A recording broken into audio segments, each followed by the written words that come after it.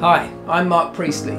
After a life spent in the elite environment of the Formula One pit lane learning how to win, this podcast aims to bring that elusive, high-performance culture into your daily lives. Today we're talking legacy. But what exactly is that? Which characters from F1's history created a legacy big enough to still be felt in today's F1? And who from the world of F1 right now is creating a legacy powerful enough to still be felt long into the sport's future? Welcome to Pitlane Life Lessons.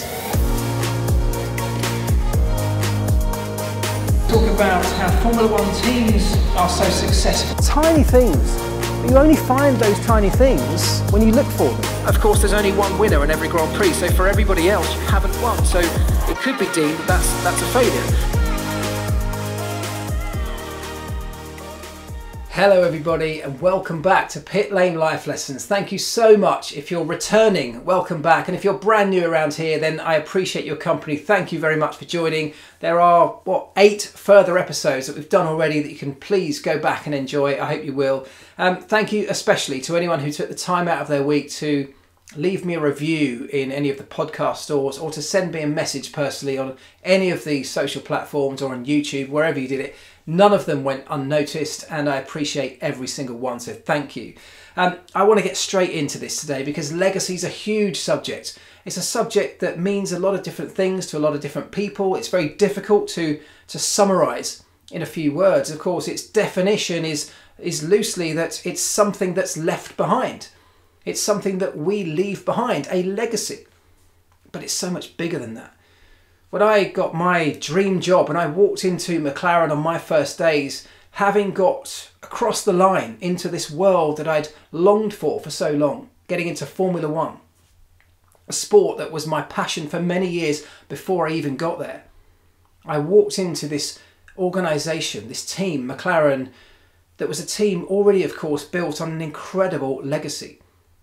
A legacy that was full of amazing successes, some spectacular failures, but most of all, a powerful and inspiring story. A story that I imagined every single person in that team must have known every detail of and been proud, bursting with pride, to tell that story. And yet they weren't. Of course, in the beginning, I didn't know that I needed to know this story, that I wasn't fully aware of at the time, I admit. Because it wasn't seen as, it wasn't deemed that the legacy, the history of Mclaren shaped in any way the day-to-day running of the organisation. That was history and we were moving forward. We were all about the future, the next set of opportunities and what we could do with them. It was almost a waste of time to spend too much time looking backwards. And of course there's some truth in that. But what I hadn't really appreciated, and clearly at the time I don't think Mclaren had appreciated enough, was that the legacy that Mclaren has been constructed from, of course, it shapes the day-to-day running of that organisation. In the case of Mclaren, of course, Bruce McLaren's story is an amazingly inspirational one.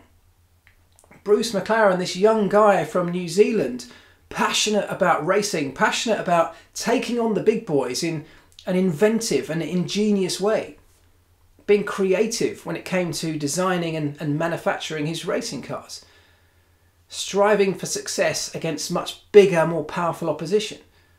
And then of course Ron Dennis came along and picked up that baton, embraced all of those ideas that Bruce McLaren had built the team around, took them on board and continued running with it, but now imparted his own ideas in there, started adding his own little elements, little ingredients into the mix. His laser focus, his unwavering attention to detail, his passion and almost unequivocal desire to be number one, to be the best. It's those things that absolutely shape the way that every single one of the hundreds of people working in that organisation go about their daily business. It's how we work, and the legacy is why we work that way. And we're always adding to it, we're always adapting it, we're always evolving it. But the legacy is a huge part of why we've got to where we've got to today. It's also a huge part of why that team particularly is so successful, has been so successful over the years, because of the story that came before the one we're in today. What I realised, of course, when I'd spent some time at Mclaren was that Mclaren were missing some kind of trick here. By not tapping into that hugely inspirational story of our very existence, we weren't using it to our advantage, which we could have been. That story was an inspiring one. It was one that not only shaped where we were at today, but meant we were all working for one of the sport's most successful and historic teams. That in itself is something that we could have and should have all been much more proud of. It could have been something we used to galvanise the team, to bring them all together, to give us all a shared goal or a shared purpose for being there. If you think about some of the world's best and biggest sporting teams, they of course do exactly that. The All Blacks, New Zealand rugby team, the most successful rugby team in the history of the sport. They absolutely tap into their legacy. They perform the haka before every game as a nod back to the history of where they've all come from, why they're all doing it. They are not just fighting for the other players on that pitch. They're not just fighting to get the points for that particular win that day, or for the fans that might be in the stadium. They're fighting for something way bigger than that. Those players that pull on that all black shirt know that they are just the next step in the journey of the All Blacks. They are custodians of that black shirt with the silver fern, and they are immensely proud to pull that on. They know what it means to pull on that jersey. And the rituals that they go through pre-match and everything that they do, the way they behave, is continuing the legacy of all of those people that have gone before them. Think about Liverpool Football Club, one of the biggest football clubs in the world. When they run out onto the pitch from the changing rooms, they run down a tunnel, down some steps, and underneath a sign that says, "This is Anfield." If you ever watch them on TV, they all touch the sign on the way down to the pitch. They do that because it's a little nod to all of those people that have done exactly the same thing over many, many years, that have built that club into what it is today. Those players, in exactly the same way that the All Blacks do with their black shirt, pull on their red Liverpool shirts, bursting with pride, knowing they are in an incredibly privileged position to be able to pull on that shirt. They know what it means because it's been instilled in them from the day they joined that club.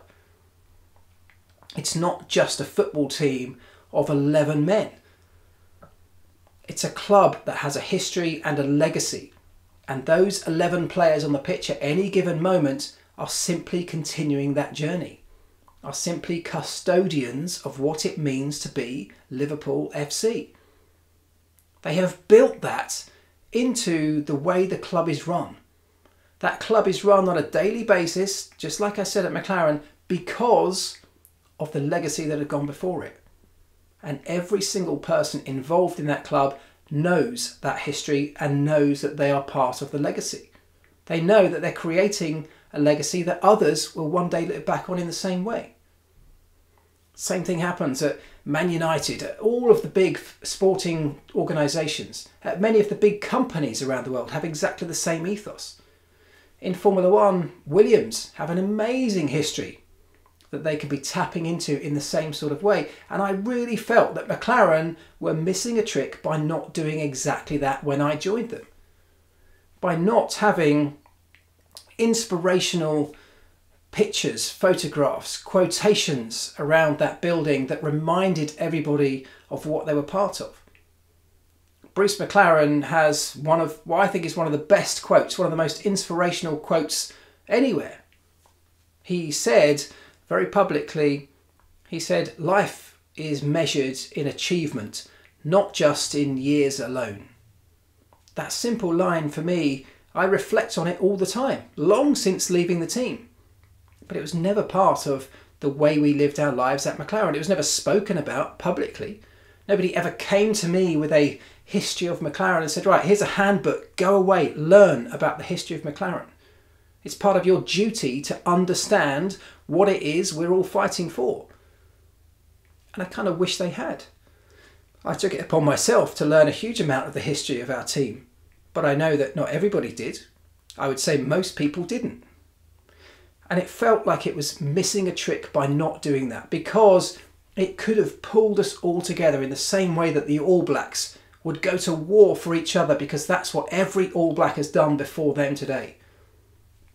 In the same way that players at Liverpool Football Club do exactly the same thing. They're fighting not just for the people around them, but for the club. And at Mclaren, I felt like we could have done more to embrace that legacy and use it to our advantage. Use it as a tool to be more powerful as a team. Give us a shared purpose, something bigger than just winning the Grand Prix on a Sunday, that we could all be fighting for and have a passion for. That creates sustainable success. That creates its own legacy. The story is the most powerful part of any legacy. In fact, any legacy is actually simply a story. In the same way that we tell stories to our children about a grandparent that may have fought in the war, or about a relative that stood up for something passionately that they believed in, to try and inspire those children to know that the freedoms they enjoy, the opportunities they may have had or have today, have come from others in their family or somewhere further down their lineage that have stood up and fought for those freedoms. The legacy that those people have left behind, we're enjoying today. Telling a story of a relative who's stood up for something that they believe in, that fought for a cause that they believed in, inspires children to know that they could and should do the same. If you believe in something passionately enough, it's worth fighting for. And the stories that come out of those moments in history are powerful if they're told in the right way. They can be hugely inspirational. If you think about people in Formula One, I mentioned at the start, Formula One characters who have some of the biggest legacies. I mean, there's some huge ones. Bernie Ecclestone, it's impossible to look beyond Bernie as having perhaps the biggest legacy of all. His legacy, or at least part of his legacy, is the very sport that you and I all love today. Formula One maybe wouldn't even exist, certainly wouldn't exist in the same way if it hadn't been for Bernie Ecclestone taking it from this tiny little niche enterprise and growing it into the global phenomenon that it is in the modern era. Hundreds of millions of people getting joy from it, getting passionate about it, getting behind it, supporting it, buying into it, investing in it. It's just grown beyond anybody's wildest dreams. Frank Williams at the Williams team has an amazing legacy. For those who don't know, Frank Williams grew that team from nothing based purely on his passion for racing. He didn't have a huge amount of money. In fact, at one point he had to remortgage his own house just to keep the team alive. He sacrificed a huge amount because he was passionate about it. He almost sacrificed his own family on many occasions because he was so dedicated to the team that everybody else, even the people closest to him, had to take second best. Now, depending on which side of that you fall, if you're the family, you've probably suffered as a result of that. But Williams' Formula One team as an entity is almost solely in gratitude forever to Frank Williams and that same dedication. That's a great story if you want to inspire the next generation of Williams personnel, of Williams drivers, of mechanics and engineers, or whoever they are. If you know about where the team has come from, what people laid down on the line to enable that team to succeed, and it did succeed. What a hugely successful operation it's been over the years. A huge part of that down to Frank Williams. And that legacy that Frank created has rubbed off on hundreds of people over those years who all are willing to give more, to fight, to sacrifice, because they know what it means to have success inside that Williams Grand Prix team. Fans love the place, drivers love to drive there. A huge amount of that story began with Frank. Continuing to tell that story is an inspirational part of the company's future. Even today, After Frank and the Williams family have left the team, the name remains, the legacy remains. And if the new owners at Airton Capital are not embracing that organisation's legacy, they are missing a trick. Of course, you've got to look to the future. You've got to create a new future of your own.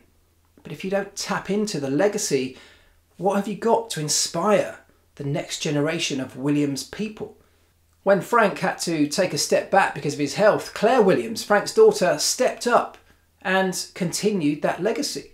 She's created a legacy of her own, a massively powerful one. A different one to Frank. Of course, she kept the Williams name alive through some real adversity, some really difficult times, financial struggles that she had to survive. And survive them she did in the most part. She may not have had some of the glittering array of successes that Frank had for many years before that. But Claire's legacy is different, maybe no less powerful. Claire's legacy, at least in part, is that she was a woman operating at the very highest level of a male-dominated sport, Formula One.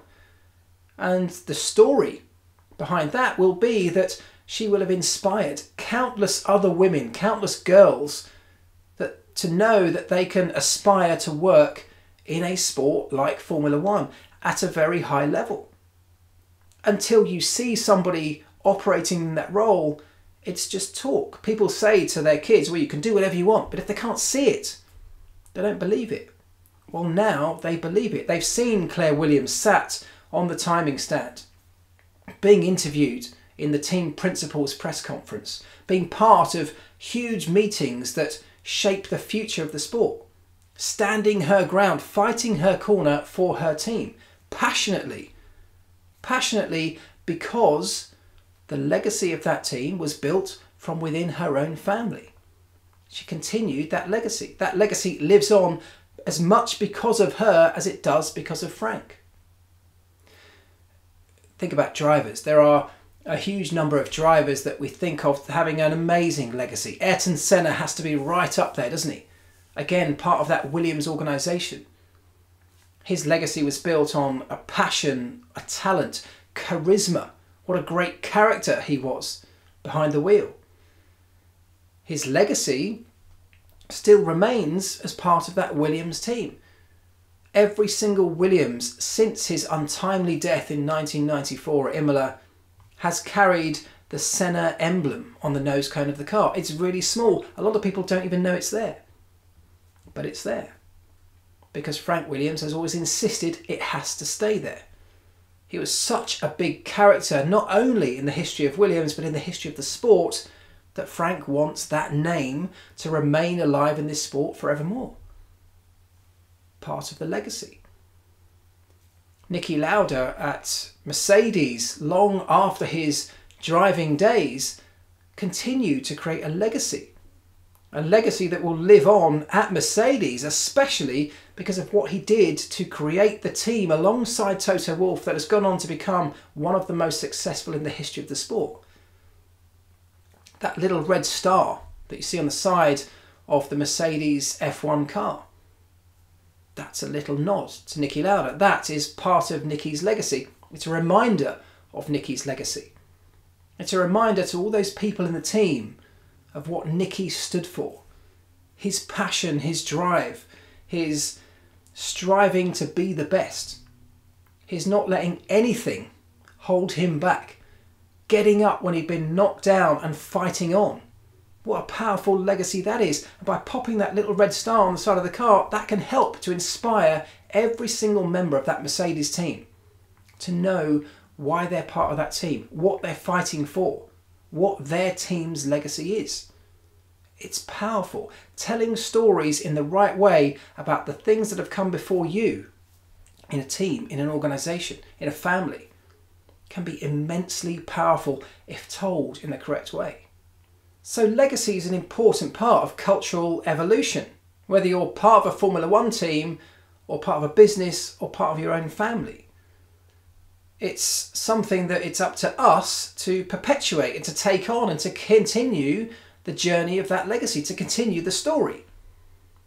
And the thing about legacies is they weren't created, the biggest and best legacies in history weren't created by a group of people who set out to create the biggest legacies in history. They were created by a group of people making the best choices they could at the time. A set of behaviours that they believed were right at the time. A set of decisions that they 100% believed in. So a great legacy is created by a great character, a great personality, by great people. A positive legacy is created by positive people.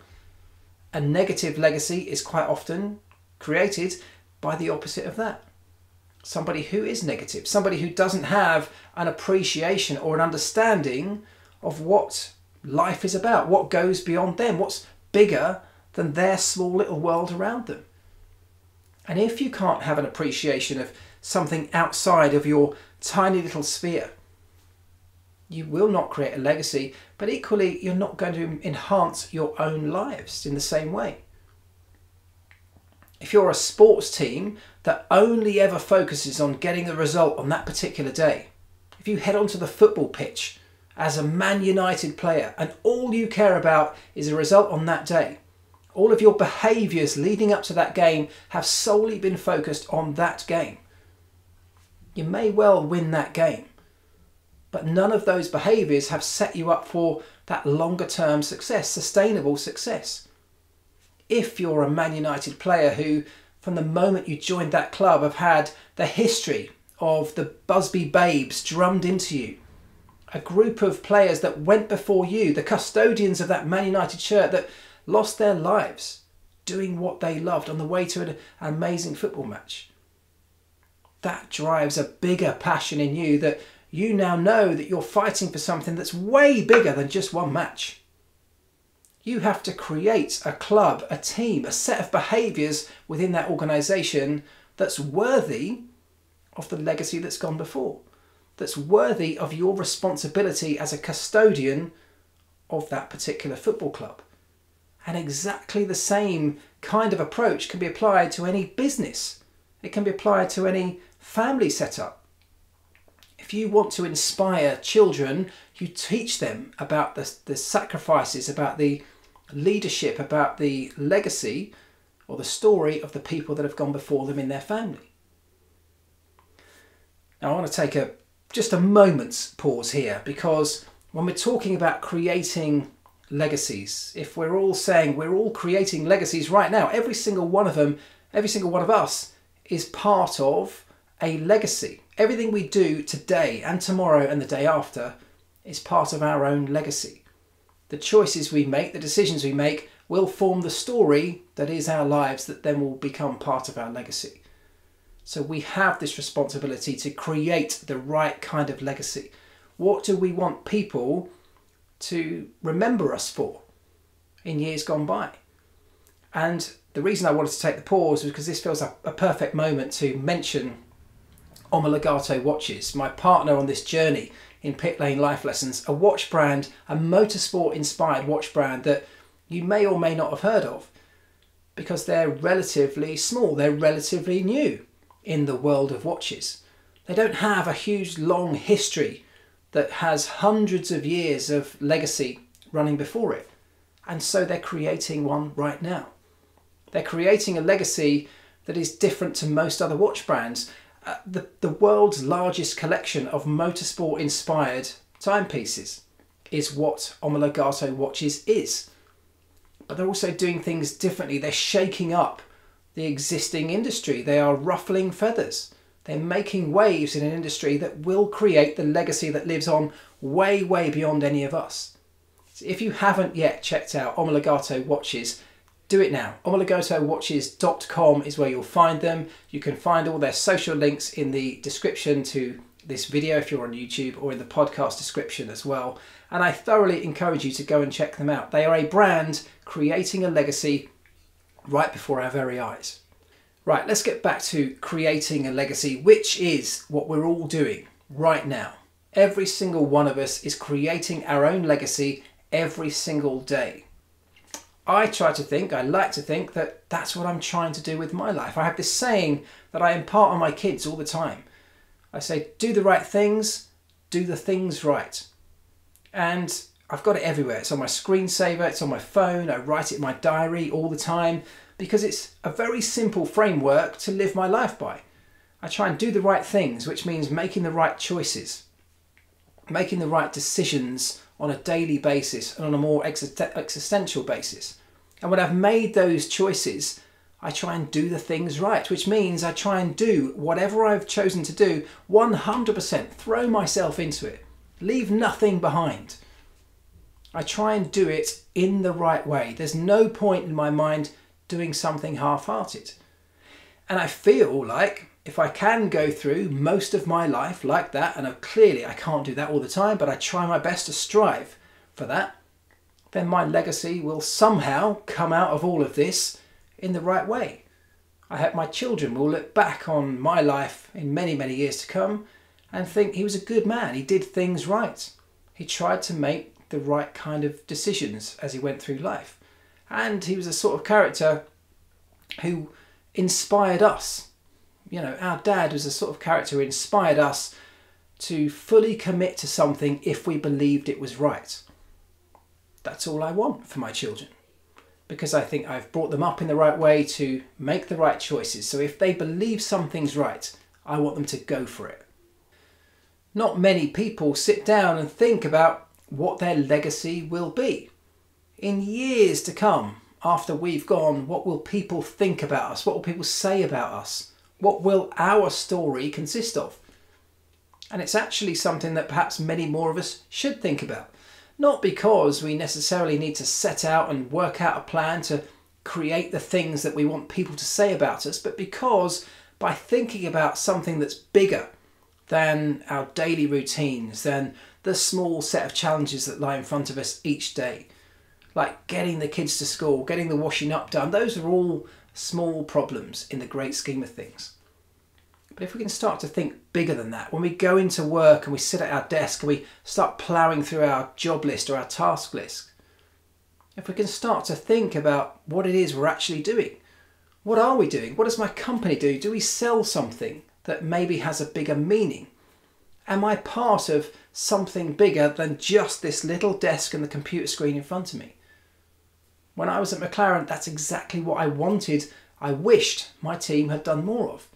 Make me realise that I was part of something way, way bigger than just the four walls around us. Way bigger than just the race on a Sunday afternoon. If you're running an organisation, have you got a legacy already that's possible to tap into? And if you haven't, like Omologato watches, can you create one? And if you're creating one, think about what it's going to be. Think about the decisions you're making, the strategic decisions, and think about how they impact on the wider world, on the bigger world. Are those strategic decisions going to be looked back on with pride from yourself? Not from other people necessarily. Are you going to be able to look back on those things with pride? Because ultimately, if you can look back with pride on the decisions you make as an individual, as a company, as a business, as a sports team, whatever it might be, if you can look back with pride on the choices you made throughout your life, well, then you've got a great story. It doesn't have to be that you became one of the world's best known footballers, Formula One stars, businessmen. None of that matters. That's not what legacy is about. Legacy is something different to every single person. And when I talk about Bernie Ecclestone as being this huge character in Formula One that has the legacy that perhaps most of us know more than any other because it's the very sport that we love, that's only one part of Bernie Ecclestone's legacy. That's the part that we all know because that's the bit of Bernie that we know. Bernie Ecclestone is also a father, a husband, a grandfather. To those people, there'll be a completely different legacy that Bernie will leave behind. One that we may well not be familiar with. But it'll be completely different to the legacy that we know of him. That will be the case for every single person. But all of those aspects of your legacy, all of the things that people will take from every different aspect of your life, if they're all created through that same ethos of doing the right things, doing the things right, making the right choices, thinking about the impact of the choices you make, then that legacy, no matter which perspective it comes from, will be a positive one. When I think back across my career inside the team, 10 years at the Mclaren Formula One team, you might well think, well, the people with the biggest legacy, well, they're Ron Dennis. Ron Dennis has an amazing legacy. Ron Dennis's legacy really only came home to me after I'd left the team. Partly because I realised that many of the things that Ron had instilled in me, I still live my life by today. Some of those attention to detail, some of the focus, some of the idea that a job's only worth doing if it's worth doing right. Those are things that Ron instilled in me, and still today I live my life by those. Perhaps one of the biggest lessons or things that made me appreciate Ron's legacy most was after I'd left the team and after that whole management fallout happened at boardroom level at Mclaren. A really messy affair which ultimately ended in Ron being ousted from his position. It was a pretty gruesome time for those involved. It's a time that hurt Ron because Mclaren was built on a huge part of his passion for it. It was his baby. In a little bit like Bernie Ecclestone had done with Formula One, Ron had done a similar thing for McLaren, taken it from a small racing team into this enormous group of global technology companies that it is today. When Ron was finally ousted from the team and the new management structure took over, what struck me was the outpouring of emotion, of sadness, of appreciation, of sympathy that came from within the McLaren organisation for their former leader, for Ron. Ron was a character that was incredibly difficult to work for at times. He was a taskmaster, he was a tyrant. It was so hard to work under Ron Dennis for so many reasons. But when he left, the outpouring of support for him was telling. Still today, everybody I know who worked under Ron wishes he was back. Not because the current management structure at McLaren is not overcoming a lot of the problems and now putting the team back on the right trajectory towards success, which they are, by the way. I have a huge amount of time and support for the current group in charge at McLaren. But Ron's passion for what was McLaren, the legacy that Ron created, touched so many people, way more than just on a day-to-day basis. If Ron had only touched those of us that worked for him because of our roles at the team, we'd all hate him. I mentioned before, I often felt like I was spending more time cleaning and polishing my desk or keeping the car spotless than I ever was spending time actually making it go more quickly, which is what my job was. Ron would have driven me crazy if that's the only thing I thought about him. But it wasn't, because Ron's legacy, Ron's story was so much bigger than that. Ron's story embraced all of us, dragged us all into the story. We were all fighting as much for Ron as we were for McLaren and for anything else. We all believed in what Ron was trying to do. Ron led by example. His passion was infectious that every other single person working for that team were willing to go to the extraordinary lengths when it came to attention to detail, when it came to going the extra mile to try and win.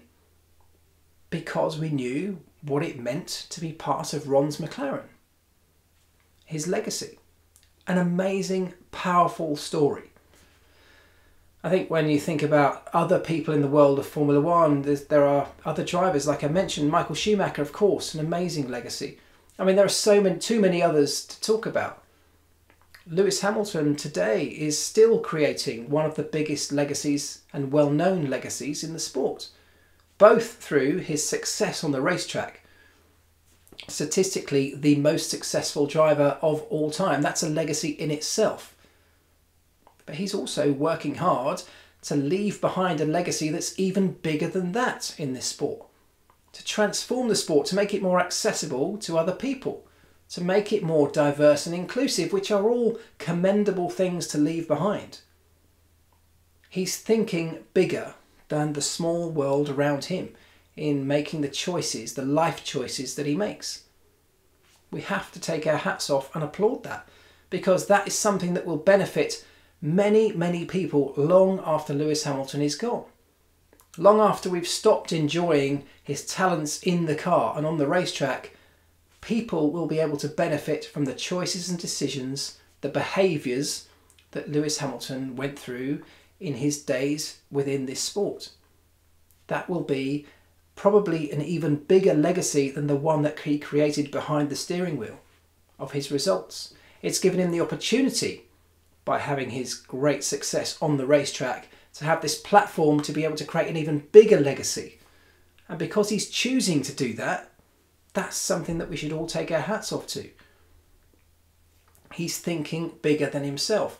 And that is where legacies come from. People that think bigger than themselves. People that think bigger than their daily routines and the daily challenges they face. Than this tiny little sphere that so many people operate within every single day. I encourage everybody to look outside of that sphere, to look a little bit further, to look beyond what they look at each day of their lives. Is there something further out there? Is there something bigger that they can affect?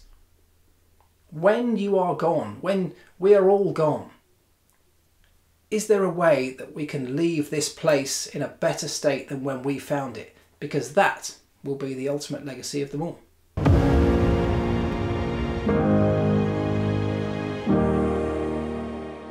So a couple of things I wanted to pick up on off the back of that episode on legacy. First of all, I want to make it very clear that Mclaren is not an organisation that has erased the memory of its past. Far from it, in fact.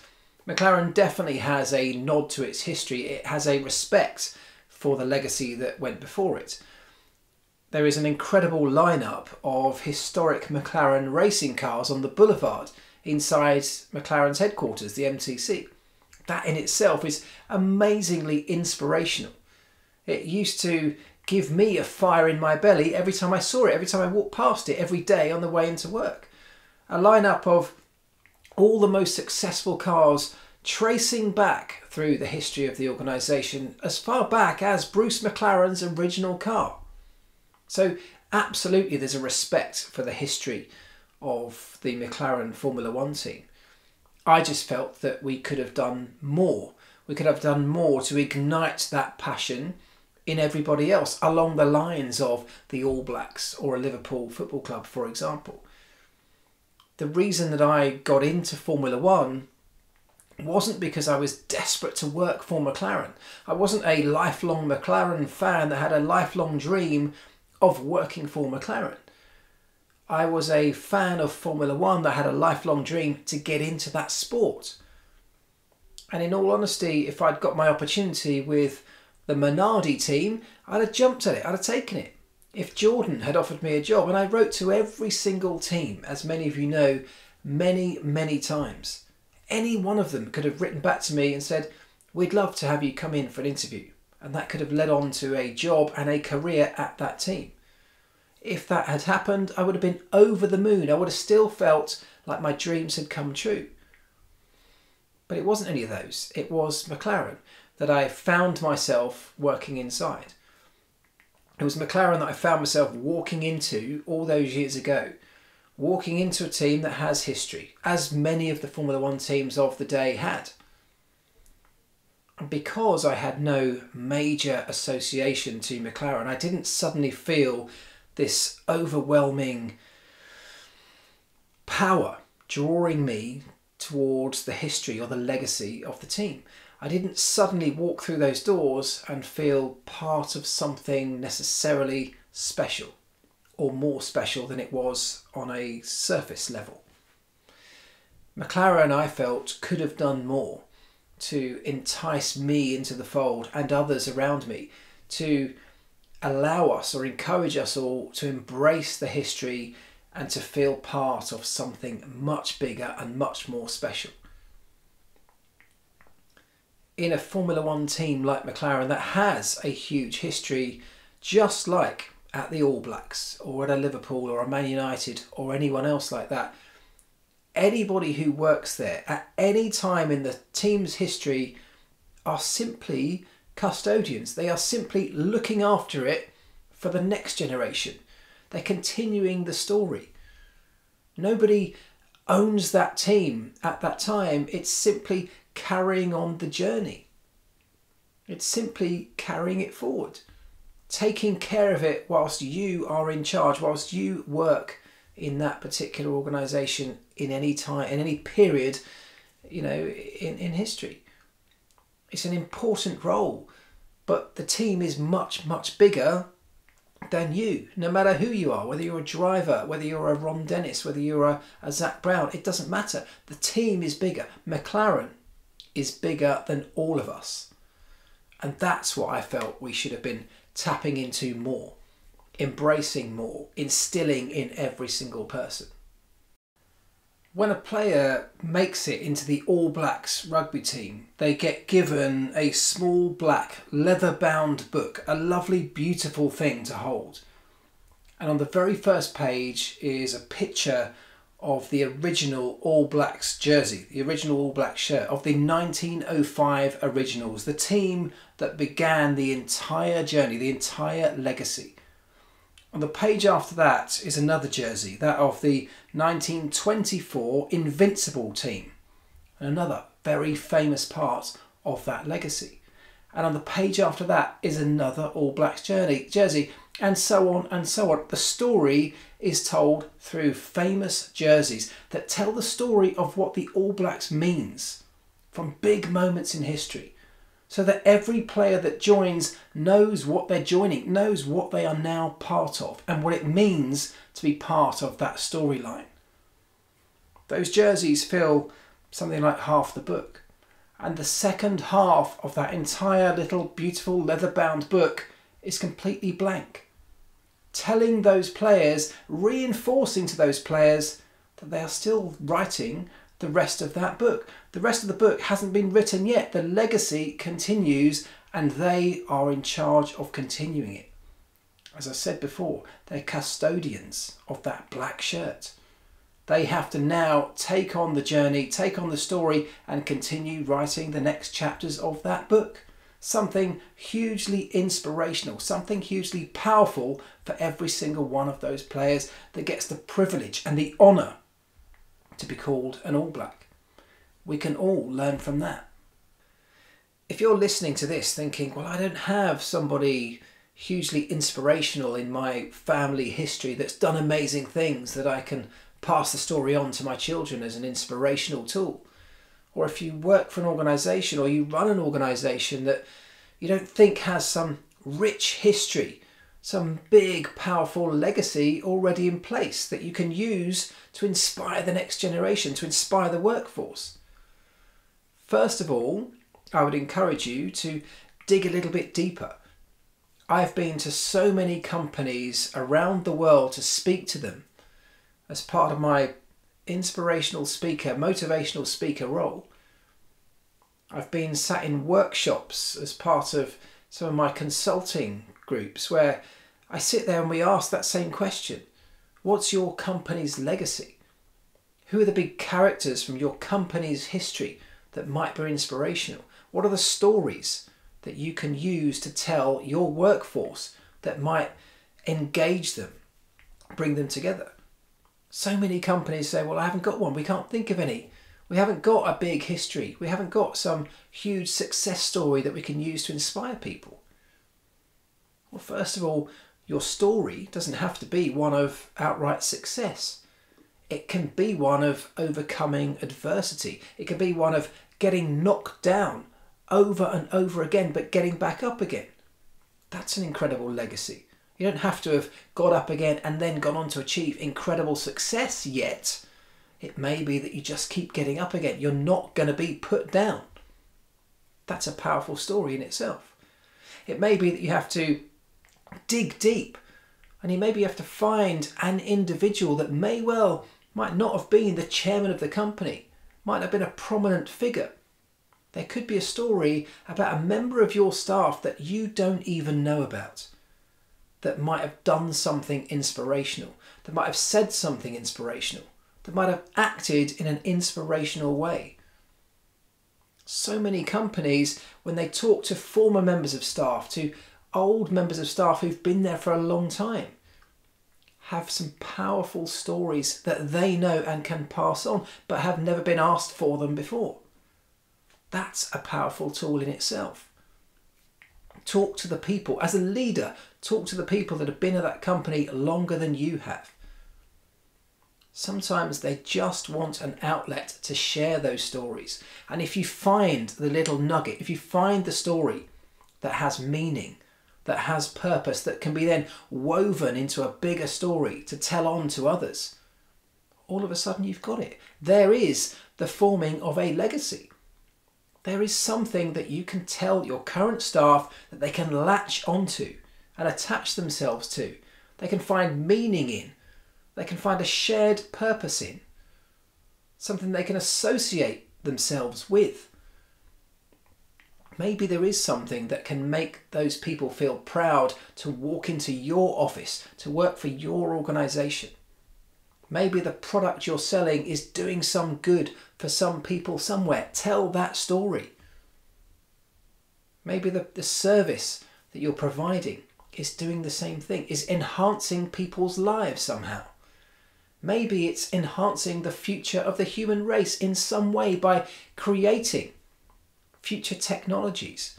Maybe you're working on some sort of sustainable products. These are all stories that can be told, and if told in the right way, will begin to form an even bigger and more powerful legacy than might be there in existence at the moment. And if you haven't got any of that, if you're a new organisation, just like in the way I talked about Omologato watches earlier, that wasn't just dropping that in just as a big name drop because they're sponsoring this podcast. That's genuine. Omologato watches have set out to do things differently. They've set out to create a story around what they do. They're doing that by doing the things they do on a daily basis in the right way, but in a different way to the way others have done it. You can do the same. You can do that as an organisation. You can do it as an individual. Break new ground. Don't just go with the way that everyone else is going because it's what's been done before. If you believe that there's a better way, if you believe in doing something slightly differently, just go and do it. If you believe it's the right thing to do.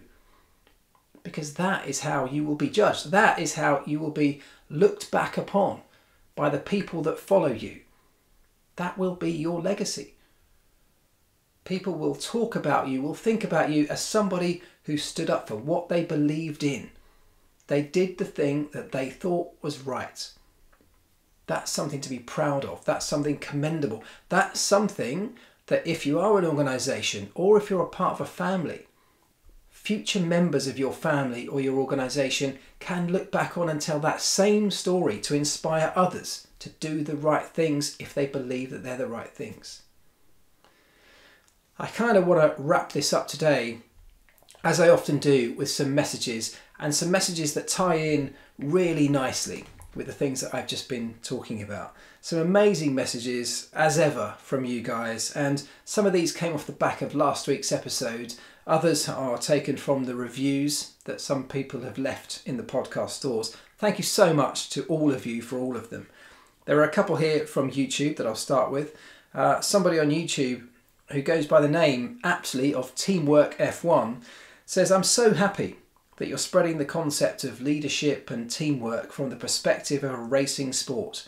It could help so many kids nowadays looking for some guidance outside of the home. The values a racing sport brings to a human being is the pinnacle of any sport. Thank you." Well, thank you. Thank you for taking the time to leave a lovely message like that. I really appreciate it. There's another one here. It says, as a manager, I try to apply leadership every day in everything. It's not easy, but it has very high human rewards and new lessons every day. Thank you, Marc. Thank you.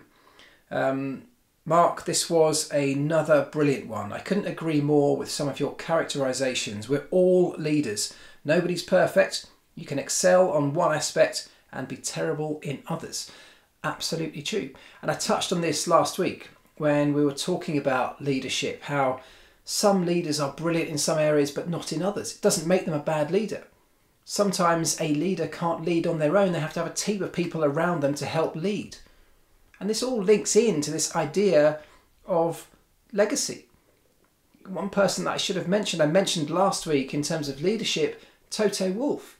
The legacy that Toto Wolff is leaving behind whenever he does leave the Mercedes Formula One organisation is hugely powerful. Not just because of the success on the racetrack, but as I said last week, he's built a structure, he's built an organisation that will sustain itself long after he's gone, because the building blocks that he's put in place will last much longer than him. He's built the structure of the organisation in the right way to sustain the success that they're creating. We've got a huge rule change coming into Formula One in 2022, where all of the advantage that Mercedes have had based around the current rules format will essentially be wiped out to some extent. The playing field will be levelled. But there is every chance that Mercedes will sustain that success, not because the car will carry over, not because the concepts around aerodynamics that they've enjoyed and benefited from over the last few years will continue, because they won't. It's a completely new aerodynamic concept. We've got new tyres, new sizes of tyres, different 18-inch wheels, a completely different aero platform to work with. There is nothing necessarily to say that a great Mercedes Formula One car this year will be a great Formula One car from Mercedes in 2022 when the rules are different. However, the legacy that Toto Wolff and Niki Lauda and all of the other people that have built that team into what it is will live on. And therefore, all of the building blocks they've put in place have every chance of succeeding under a different rule set, because the pieces will continue to operate in the right way. The decisions, the choices will continue to be made in the right way by those right people. That's sustainable success. That's a legacy. There's a lovely message here on YouTube from Andy Sharland, who says, I appreciate you and I appreciate your messages. As someone with chronic back pain and insomnia for the last 5 years, I'd probably lost that inspirational vision, and it feels good to return to that mindset. Thank you, sir. Well, Andy, thank you. If that's the case, then it lights up my world. Hearing messages like that, I hope it continues. To know that the podcast is having an effect on people in that kind of way makes it all worthwhile. So thank you for taking the time to write to me and let me know. And I hope you continue to be inspired, not just by this podcast, but by all sorts of things around you, and go on to do great things. And I want to leave you with this brilliant message that I got on Instagram from Benjamin Flavel. Benjamin is part of the Australian Army, and he said this. He said, I've watched your videos on YouTube about teamwork in the pit lane and modified it to what we do in the Australian Army, and gave a presentation on teamwork to the people that I work with. After this, I watched the one on thinking outside the box with the drawing of the apple. I thought about this in terms of how we work and came up with a new way to set up an FRT, that's a field repair team. Initially, I copped some criticism on how I was going to run my section, as this is my first year in command. But after the exercise that we got back from, I received a commendation for out-of-the-box thinking and finding a better and more efficient way that we can do our jobs in the field. If I had not been inspired by your content, I would have just run with the tried and tested method that we'd had used in the past. Thanks for your inspiration. Well, Benjamin, thank you so much. That in itself is inspiration to me, and I hope it is to many, many other people. To know that that's the kind of effect that the stories that I'm able to share with you here is having is huge. And when we're talking about legacy, part of my own legacy, I hope, will be this podcast. Not only for you guys and many other people to come back and listen to for years to come, but if my own children will go on to listen to some of the stories that are in this series and therefore be inspired by them, the whole thing is worthwhile for me. So the fact that you guys are letting me know that that's the effect it's having, I can't tell you how much I appreciate it. It means the world to me, so please keep them coming. I hope you all have a fantastic week. I'll be back next week with the last in this particular series, episode 10 of the first series. And beyond that, don't worry, there will be more. I'll be taking a few weeks off, and then I'll be back in the second series of the podcast where other people will be joining me. I've already got a few in the can, so to speak, where people from the world of Formula One, either working in it or who have worked in it or who have been touched by it in some way, can come on and share their stories about what they've learnt from this elite environment that Formula One is, how they apply that to their daily lives, their future businesses, whatever it is they're doing beyond their time in the sport, how it's affected their family lives, their personal lives, how their relationships have been affected by Formula One, and so many other inspirational stories that I know are coming your way. Some of those people you will know, others you just won't, because they're from behind the scenes. There are people in the background. And that's what's so amazing about Formula One. It's built from an army of people, most of which you never hear from, most of which you never see. It's the biggest team sport in the world, and yet you rarely ever hear from the team. I want to try and change that. I want to try and bring some of those stories to you in the same way that I've been doing, but from different perspectives, from all aspects of the world of elite level motorsport, and I hope you enjoy them all. So stay tuned, come back next week for the final episode of Series 1, and then in a few weeks' time we'll be back with Series 2 that I hope you will benefit from too.